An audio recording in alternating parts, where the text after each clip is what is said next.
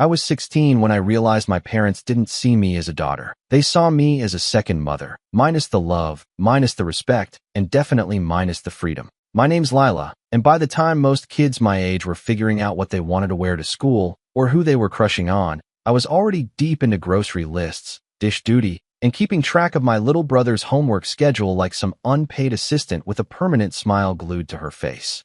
The problem was never just that they gave me responsibilities. It was the way they never gave them to him. Owen, my younger brother by barely 2 years, was treated like a prince. No, like a delicate heir to some invisible throne. And me? I was the handmaid that came with the palace. I didn't always resent it. At first, I thought it meant they trusted me, that I was the mature one. My mom would say it with pride in her voice, like it was a compliment I should wear like a badge. Lila always helps out. She's so responsible. She's not like other teenagers. And I believed her. I wanted to be that person. So I smiled when she handed me laundry to fold, even when it wasn't mine. I nodded when she asked me to prep dinner because she'd had a long day at work, even if I had just gotten back from a full day of school and volleyball practice. I bit my tongue when my dad would walk right past Owen lying on the couch with his phone and say, "Lila, could you get your brother a snack?" As if Owen had lost the use of his legs. But even the strongest dam cracks under pressure. And mine was quietly filling with resentment, drip by drip, every time someone handed me a chore and patted Owen on the back for doing the bare minimum. The house was always bustling with noise in the mornings, but somehow Owen remained untouched by it all. It didn't matter if it was a school day or the weekend. He got his sleep in while I was up at the crack of dawn. My mom claimed it was because boys need more sleep during puberty. She read that somewhere, probably on the back of a cereal box. Meanwhile, I was expected to set the alarm, get breakfast going, pack lunches, and sometimes even make sure Owen's homework was in his bag. And if I dared to forget something? Lila, how could you be so careless? You know how much Owen struggles to stay organized. Right. Heaven forbid he be held accountable for his own life. It wasn't just the chores. It was the way they talked about us, even to others. One Sunday afternoon, we had family friends over, Mr. and Mrs. Lawrence and their daughter, Kira, who was my age but somehow lived like a normal teenager. While we were all chatting in the backyard, my mom laughed and said, "Oh, Owen's our baby. He's got such a gentle heart. And Lila, well, she's basically my right hand. I don't know what I'd do without her." Mrs. Lawrence smiled and said, "That's wonderful, Lila. You must be so helpful around the house." And I nodded, not sure whether to feel proud or sick. I looked at Owen. He was reclining in a lawn chair with a soda in one hand and a smirk on his face like he'd just won the lottery. I think that's when the switch started to flip. Not all at once, but something inside me blinked awake and started paying closer attention. I began noticing the little things I used to let slide. Like how Owen never had to wash his own plate after dinner, but if I left mine in the sink, I'd hear about it before I made it up the stairs. Or how he could leave his dirty laundry on the floor and Mom would say, "Boys will be boys," but if I didn't fold the towels right, it was, "Lila, you're better than this." One morning, I woke up early as usual and found Owen's school project on the dining table, unfinished. I stared at it for a long time. He had a presentation that day. I knew he'd forgotten. I also knew my mom would wake up, freak out, and ask me to help him finish it. It had happened before, but this time I didn't touch it. I made breakfast, packed his lunch, and sat across from him when he finally dragged himself downstairs 10 minutes before we had to leave. He stared at the project, eyes wide, and then at me. "Did you finish it?" he asked, like it was obvious. "No," I said, "it's your project." His jaw twitched. "You always help me." I shrugged and kept eating. He stormed off to get dressed, and 5 minutes later, Mom was at my door. "Lila, what happened with Owen's project?" I kept my voice even. "I didn't touch it. It's his." She stared at me like I'd slapped her. "That's not how we do things in this house." That line rattled in my head the entire car ride. Not how we do things. As in, I had broken an unspoken rule. The rule that I existed to make Owen's life easier. I didn't say anything. But that night, I didn't fold the laundry either. Or prep the lunches. Or wipe down the counters. And when they noticed, it was as if the world had tilted off its axis. My mom scolded me, my dad asked if I was going through a phase, and Owen had the audacity to mutter under his breath, "So you're just lazy now?" That one stuck with me. Lazy. I was up at 6 every morning, cleaning their messes, handling responsibilities I never agreed to. And the first time I paused, I was lazy. Still, I didn't argue. Not yet. I just started saying less, doing less, observing more. I wanted to see how far they'd take it, how quickly the balance would fall apart if I stopped being the glue. Spoiler, it didn't take long. Dinners were late. Lunches were forgotten. The laundry piled up. Owen lost a library book and blamed me. My mom found the trash overflowing and gave me a full lecture on personal responsibility while Owen walked past us barefoot, stepping over the trash like it wasn't there. But the breaking point didn't come from the chores. It came from my birthday. I turned 17 on a Tuesday. Not a big milestone, but I'd hoped for something. Maybe a cake, a card, a happy birthday, without it being an afterthought. But when I walked downstairs that morning, the house was dark. No balloons, no pancakes, no one waiting to surprise me. I made my own toast, packed my own bag, sat at the table in silence while Owen slept in. Again, by the time my mom came down, she was already running late for work. She barely looked at me. "Lila, did you remember to take the chicken out of the freezer?" I blinked. "Do you know what day it is?" She frowned, checked her watch. "Tuesday." I waited. Nothing. Just as she turned to leave, I said quietly, "It's my birthday." She stopped. "Oh, right." She gave a thin smile. "Well, happy birthday, honey. Sorry, I'm swamped today. We'll do something this weekend, okay?" I nodded. She left. That night, there was no dinner out. No cake. Just frozen pizza and silence. Owen complained there were no pepperonis on his slice. I stared at the TV screen as the credits of some sitcom rolled, and something inside me just collapsed. And that, right there, was the moment I decided I wasn't going to stay silent anymore. But I didn't explode. Not right away. I waited. I watched. And I planned. I didn't pack my bags that night. I wanted to. I really did. But instead, I went to my room, shut the door, and stared at the walls for what felt like hours. The silence wasn't peaceful. It was loud. My brain kept replaying every moment of that day like a cruel montage. Waking up alone, the blank look on my mom's face, the half-hearted, "We'll do something this weekend." Owen picking olives off his pizza like that was the biggest injustice of the evening. And the worst part? No one noticed I was hurting. Not even a little. I was invisible unless they needed something. The next day, I got up and went through the motions. Not because I'd forgiven them, but because I wanted to see what would happen if I kept pretending.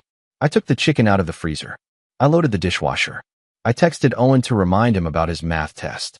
I smiled when my dad asked if the laundry was done, and they all just accepted it. Like the day before hadn't happened. Like I hadn't spent my birthday alone, eating cold toast while my parents forgot I existed. I think that's when the last piece of me that still wanted to be part of this family started to die. Because now I knew. It wasn't a one-time oversight. It was a pattern, a belief system. I wasn't the daughter. I was the help. That Friday, the betrayal came. And it came quietly, like everything else in our house. No screaming, no drama. Just a quiet little knife slipped between the ribs while you're too distracted to brace for the pain. It started with the parent-teacher night. I didn't ask them to come. I'd learned not to expect that. They'd shown up to a couple when I was younger, mostly when Owen and I were still in elementary school. But after I hit high school, it was like I stopped needing check-ins. My grades were good, my teachers liked me, and more importantly, I didn't cause problems. Owen, on the other hand, had a permanent seat reserved for my parents in the front row. If he so much as missed a homework assignment, my mom was scheduling a meeting. So when I saw both their names on the sign-in sheet that night, I actually smiled a little. Maybe they were here for me. Maybe the birthday guilt finally kicked in.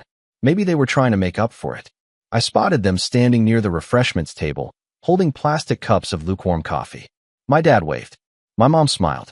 I felt this little flicker of hope, until I saw Owen walking behind them. "Oh," I said, trying to sound casual. I didn't know Owen was coming. My mom sipped her coffee and shrugged. "Well, Mr. Delgado emailed me last night about Owen's science grade. It's dipping. We thought we'd drop in, see what's going on." I blinked. "Wait, so you're not here for me?" My dad looked confused. "Well, you're doing fine, right?" I felt my stomach twist. "Yeah, I guess." And that was it. "No, how are your classes?" "No, we're proud of you." Just a half-hearted confirmation that I wasn't falling apart, so they didn't need to bother. The final gut punch came an hour later. We were standing in the hallway near Owen's science class when I heard my mom talking to another parent. It's tough, she was saying, having a son who needs so much support. But we're always there for him. He just has such a sensitive spirit, you know? Meanwhile, our daughter, Lila, she's so independent. Honestly, sometimes I forget she's still in high school. She laughed. She laughed like it was a compliment. I didn't say anything then. I didn't even look at her. I just turned around, walked to the nearest bathroom, locked the stall, and sat down. And I cried. Not loudly. Not in a way anyone could hear. Just silent tears, because that's the only kind I was allowed to have in our house. Quiet emotions. Quiet breakdowns. Quiet daughter. When we got home, I told them I had homework and went straight to my room. But I didn't do homework. I opened a notebook and started writing everything down. Every time they'd overlooked me, every time I'd been called responsible like it was a punishment, every time Owen got praised for doing something I'd been doing every day since I was 12. And for the first time in years, I let myself feel angry. Not sad. Not disappointed. Angry. I wanted out. But more than that, I wanted them to realize what they had lost. A week later, I got my chance. It started with a weekend trip. Not a vacation.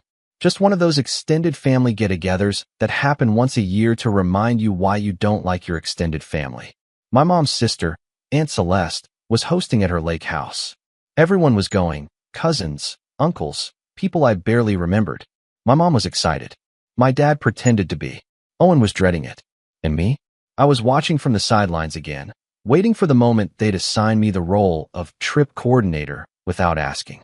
That Friday, the night before we were supposed to leave, my mom handed me a list. Just a few things to pack for the trip.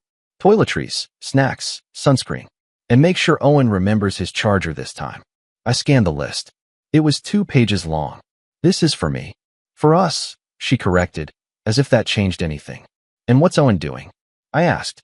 She shrugged. He's finishing his gaming tournament thing. You know how important that is to him. Of course I did. His online game team was named after some kind of pasta. He spent more time with them than with any of us. But God forbid we interrupt the sacred duty of digital warfare to ask him to throw some towels in a bag. That night, I packed. But not for them. I waited until everyone was asleep. Then I pulled out my own duffel and started folding my clothes with the precision of someone escaping a sinking ship. I didn't have a full plan yet. I just knew I wasn't going to that lake house. And I wasn't staying in this house much longer either. But before I left, I wanted them to feel it.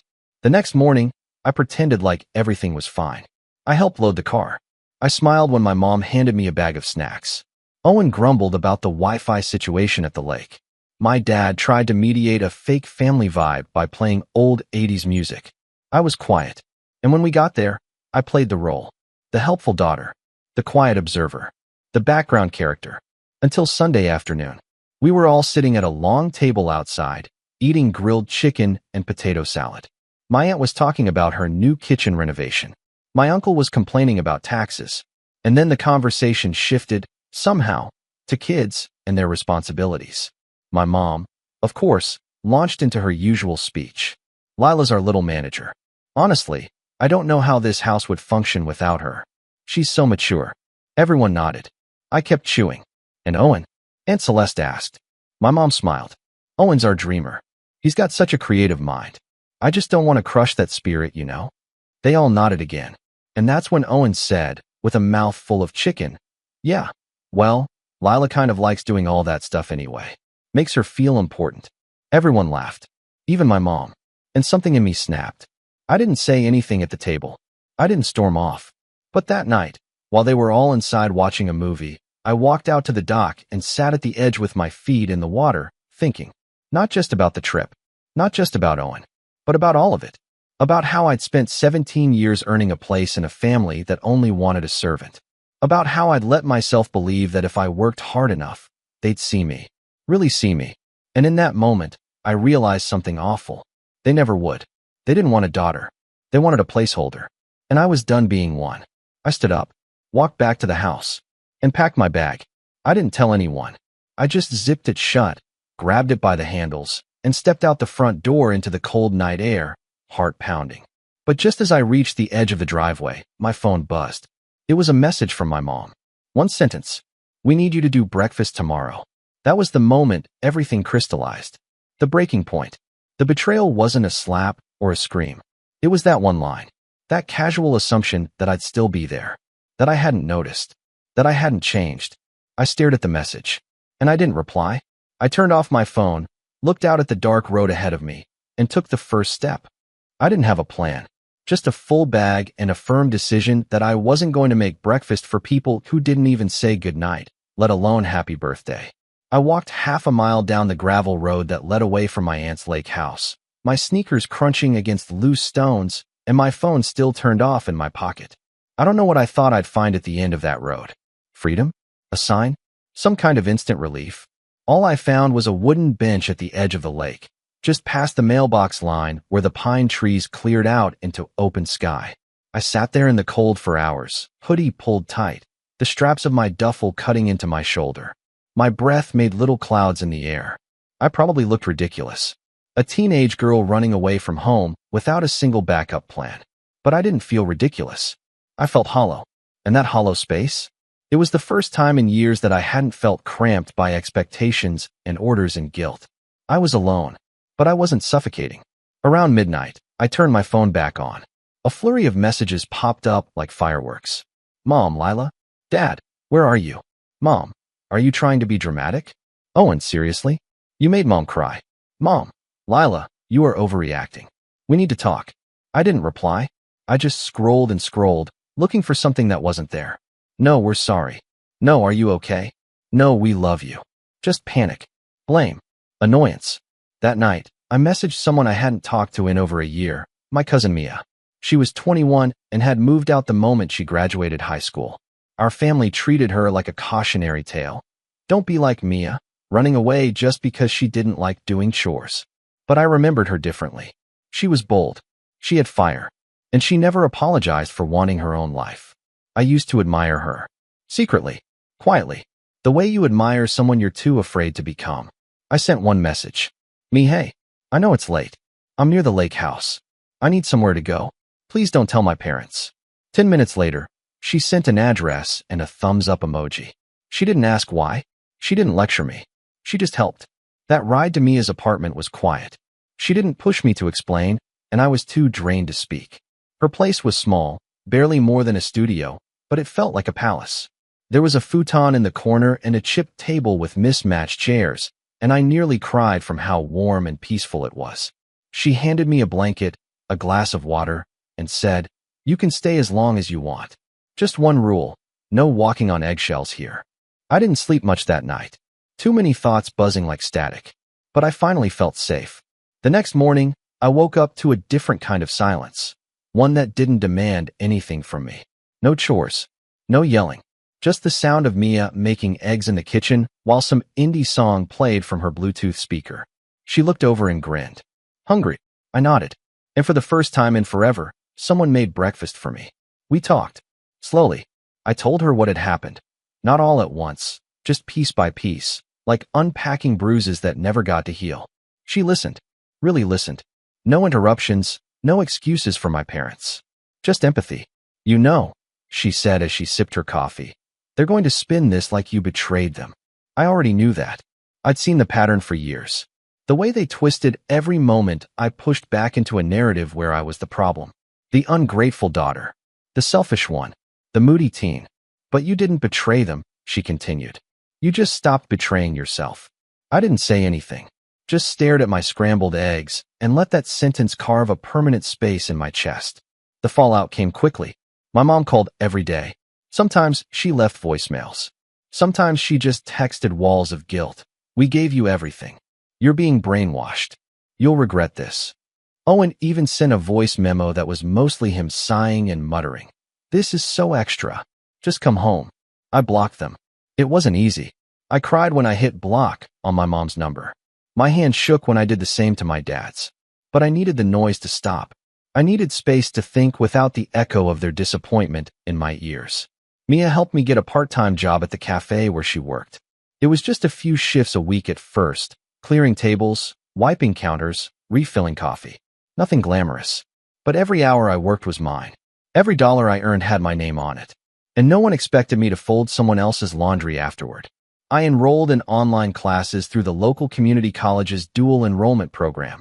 Using my school records and an emergency form Mia helped me file. The counselor I spoke to didn't ask too many questions, just nodded when I said I needed a flexible schedule. I told my school I was transferring out due to family relocation. I figured they didn't need the full soap opera. For the first time in my life, I had control over my time. But don't get me wrong, it wasn't all triumphant music and sunrise montages. There were days I wanted to call home. Days I questioned everything. Days I woke up wondering if I'd made it all worse by walking away. The guilt didn't vanish. It lingered like fog. And rebuilding wasn't quick. It was slow and painful, and I had to unlearn years of thinking my worth came from how much I did for other people. The worst part was how quiet it was. Not the apartment. Mia always had something playing, from true crime podcasts to bad sitcoms. But the emotional quiet. I was so used to noise, so used to being needed. I didn't realize how much of my identity had been wrapped around other people's expectations. Without that, I felt empty, like a blank slate. And that was terrifying. But slowly, that blank slate became freedom. I started journaling. Not like a Dear Diary thing, but lists. Things I liked. Things I wanted to try. Things that scared me. I wrote, cook for myself, and take a bus alone, and sleep in past 9. Little things, but to me, they were rebellions. I dyed my hair, just the ends, a soft blue that looked like sea glass under the light. I thought Mia would tease me, but she just said, took you long enough. I even bought my own cheap laptop, using 2 paychecks worth of tips and a coupon code, and started taking graphic design tutorials online. I didn't know what I wanted to be yet, but for the first time, I had the space to imagine it. Meanwhile, Mia was my rock.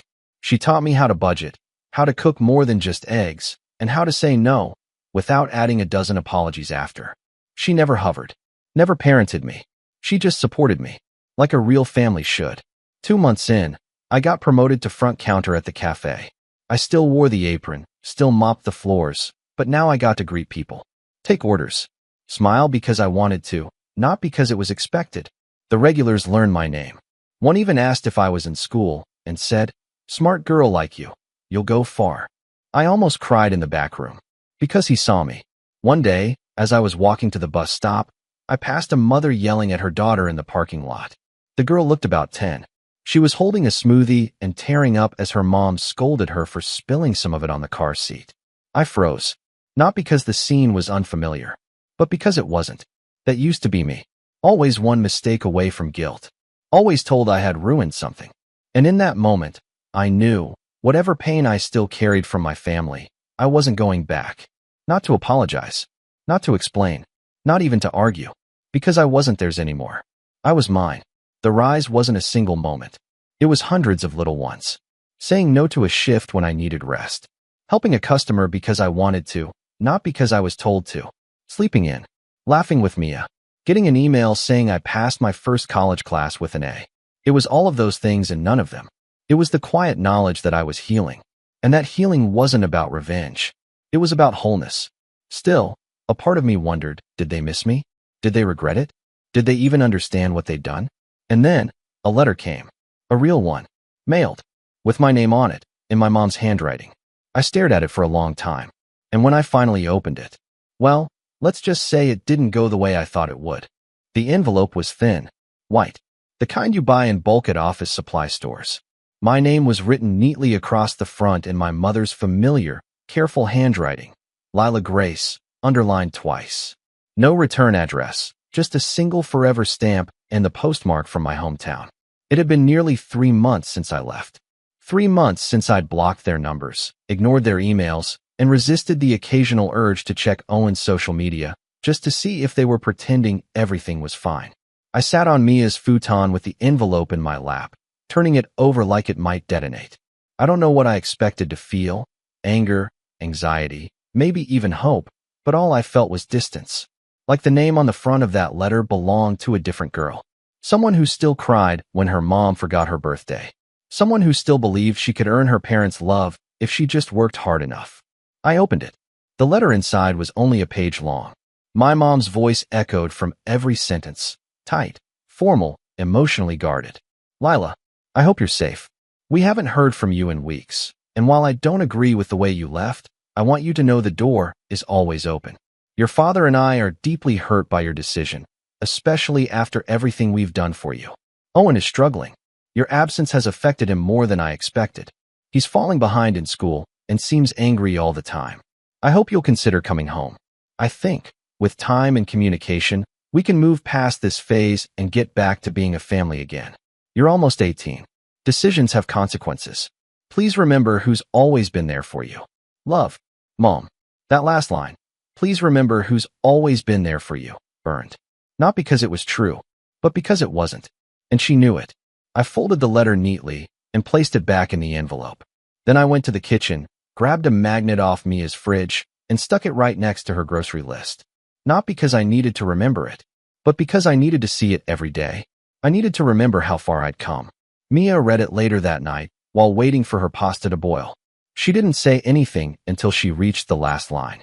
Then she let out a dry laugh and said, "Well, that's manipulative." I raised my eyebrows. "You think it's bait?" "Absolutely," she said. "They're losing control of you, and they hate it.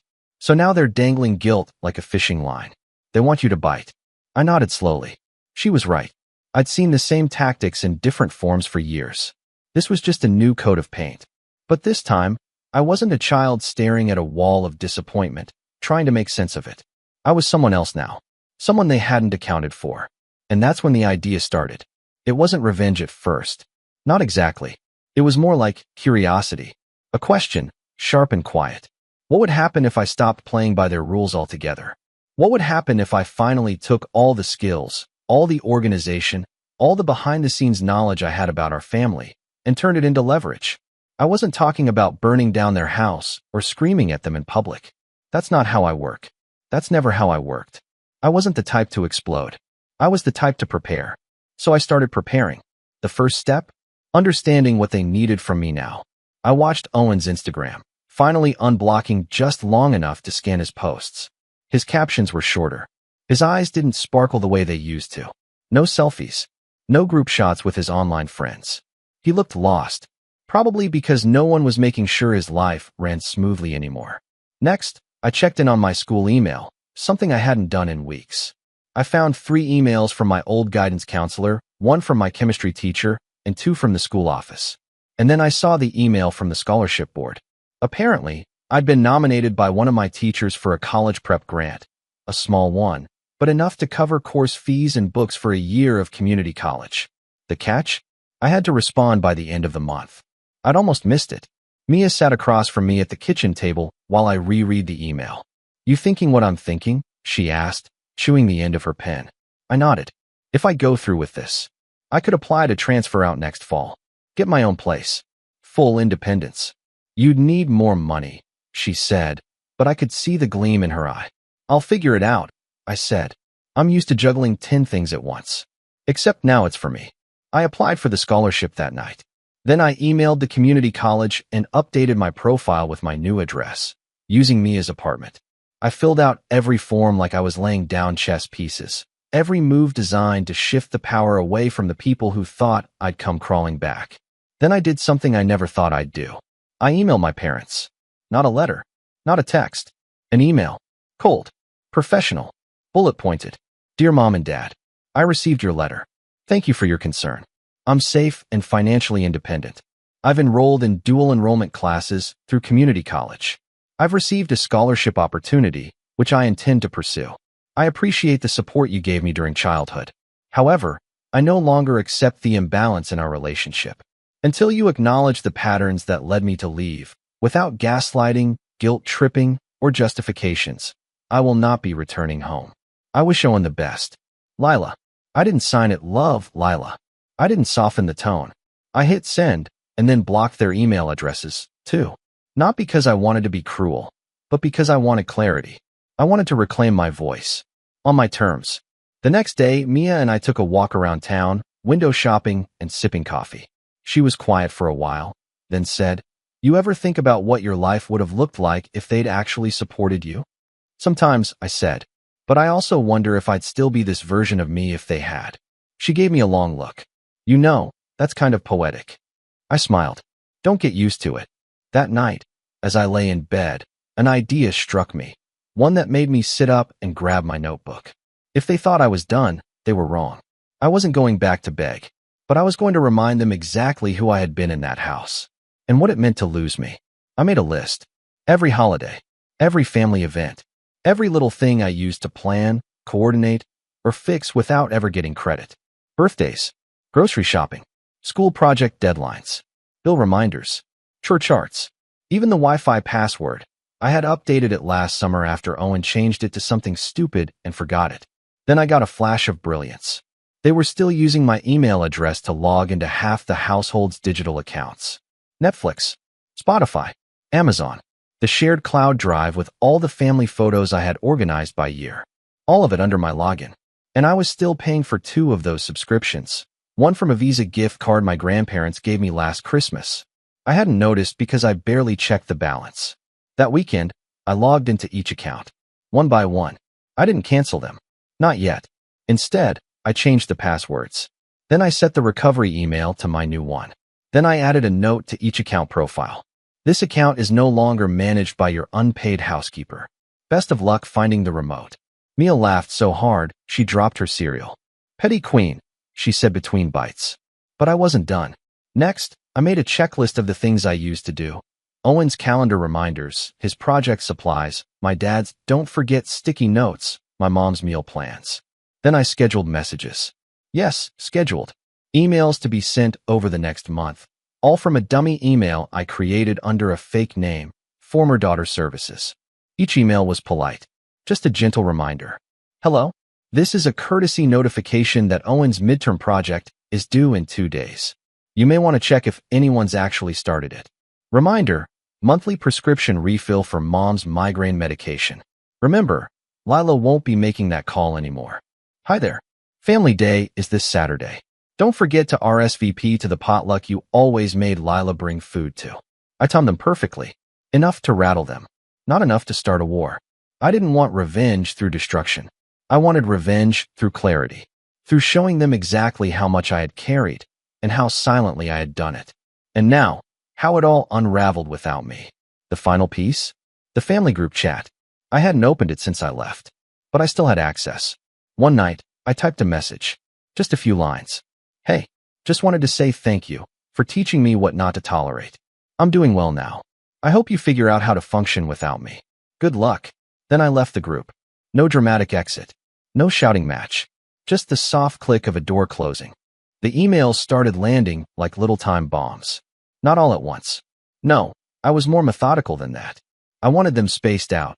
Just enough time between each one to give them a moment to recover before the next blow hit. Not to hurt them, necessarily, but to disorient them. To show them how many invisible plates I had been spinning on their behalf. How much of their life I had been quietly managing behind the curtain. The first email went out on a Wednesday morning. A reminder that Owen's science fair project, the one he had barely started back when I lived at home, was due in 3 days. I included a polite note. You may want to double-check the rubric to make sure everything's included. I'd help, but I'm no longer available for last-minute miracles. I imagined the look on my mom's face as she read that, coffee in hand, phone buzzing with a million responsibilities she used to pass off to me without a second thought. I imagined her scrolling, rereading it, realizing she had no clue where Owen even left the poster board from last year. The next email followed 2 days later. This one was for my dad. Hello? Your car's insurance renewal deadline is next week. You've missed it before, and I used to set calendar alerts for you. Might be a good time to sign up for those yourself. Mia watched me press send, eyebrows raised. You're savage. I didn't smile. I just said, no, I'm accurate. That weekend, I finally logged into the shared Google Drive that stored all our family's files. Photos, tax records, password spreadsheets, meal plans, emergency contacts, everything. And all of it was organized by me. I took my time sorting through it. Downloaded my personal files, my school documents, my essay drafts, my photo albums. Then I deleted my folders from the shared space. All the rest, I left exactly where it was. Except I renamed the top-level folder. It used to say, Family Stuff. I changed it to, Try doing it yourself. I logged out and never looked back. The next week, the fallout really began. I didn't hear about it firsthand, of course. I had no contact with them. But small ripples started surfacing from people around the edges, friends of the family, neighbors, old teachers who still followed me on social media. My former English teacher sent me a DM. Saw your mom at the store. She looked tired. Mentioned something about being spread thin lately. Hope you're doing well. Oh, I was doing well. I was thriving. Meanwhile, I heard Owen had to redo his science project from scratch. Apparently, he brought a half-finished board to school and blamed technical issues for why it wasn't done. That earned him a 0. And for once, my parents couldn't email a teacher into magically fixing it. Because the responsible one wasn't there anymore to pick up the slack.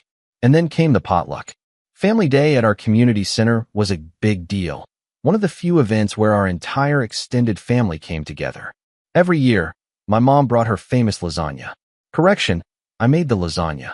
My mom just plated it and smiled for photos. This year, Mia and I showed up. We weren't invited, but the event was open to the public, and I had every right to be there. I walked in wearing a deep blue dress, hair down, makeup subtle, confident, calm, whole. My parents were already at their table. My mom turned first. Her eyes widened. Her mouth opened slightly, then shut again. Owen sat next to her, face pale. He looked like he hadn't slept in days. I didn't walk over. I didn't wave. I just sat with Mia and a few cousins on the other side of the room. And that's when I heard it, the whisper from Aunt Celeste. Did you hear? Lila moved out. On her own. Got a job. Enrolled in college courses. All before 18. I caught a few heads turn. Some clapped softly.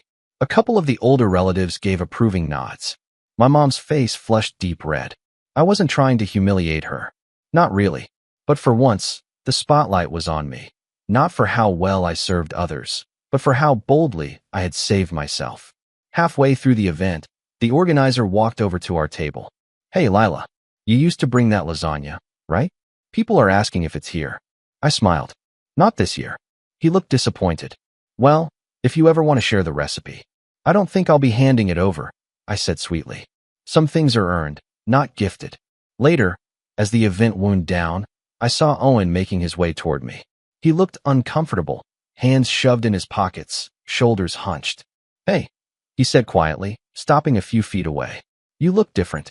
I am different, I said. He glanced at the floor. Mom's been a mess. She keeps saying you'll come around. I tilted my head. What do you think? He hesitated. I didn't realize how much you did until you left. That surprised me. He looked up, and for the first time in a long time, his expression wasn't smug. It was regretful. I'm not saying sorry just to say it, he said. I was a brat. You did everything. And I thought it was normal. I think Mom and Dad thought so too. They're still mad, but I don't know. Maybe you were right to leave. I didn't respond right away. I didn't trust words anymore, not unless they came with actions. But something in his voice sounded genuine. Not perfect, not mature, but different. I'm glad you're realizing it, I said finally. That's step 1. He nodded. Step 2. Living without me. That made him crack a small, sheepish smile. Fair. I walked away without hugging him. I wasn't ready for that. But it didn't sting like it used to. I wasn't holding on to hope that they'd change anymore. I was simply letting go. 2 weeks later, I got a letter in the mail. This time, it wasn't from my mom. It was from my grandmother, my dad's mom. She had always been the quiet observer in the family, never really picking sides, never making waves. But she had noticed things. More than I realized. Dear Lila, I heard about everything. I won't pretend I know what it felt like, but I'm proud of you. I saw how they leaned on you. Too much. You were a child, and they treated you like a second parent. That's not fair. That's not love. That's dependency. Enclosed is a check. Don't tell your parents. It's not much, but it's yours. For school. For rent. For whatever helps you keep building this new life of yours. You didn't abandon them. You just saved yourself. Love. Grandma. I cried when I read that. Real, shaking, ugly tears. The kind that only come when someone finally says the thing you've been dying to hear for years. The check was for $2,000. It covered a semester's worth of books, 2 months' rent, and a cushion I'd never had before. I wrote her back. A thank you letter. And I promised her I'd pay it forward one day. A few months later, I moved into a tiny studio apartment of my own, not far from Mia, but finally mine. I still worked the cafe job, but I'd picked up some freelance graphic design gigs online. My grades were solid. My life was stable, quiet, peaceful. Sometimes, I'd still think about them. My parents. Owen. The house I grew up in. But it didn't ache anymore. It felt distant, like something I'd survived. And that was the real revenge. Not the deleted files, or the snarky emails, or the missing lasagna. The real revenge was my joy, my stability, my freedom. Because nothing unsettles the people who tried to control you more than seeing you live a beautiful life without them. And I did. Final line. They stopped calling. And I never looked back.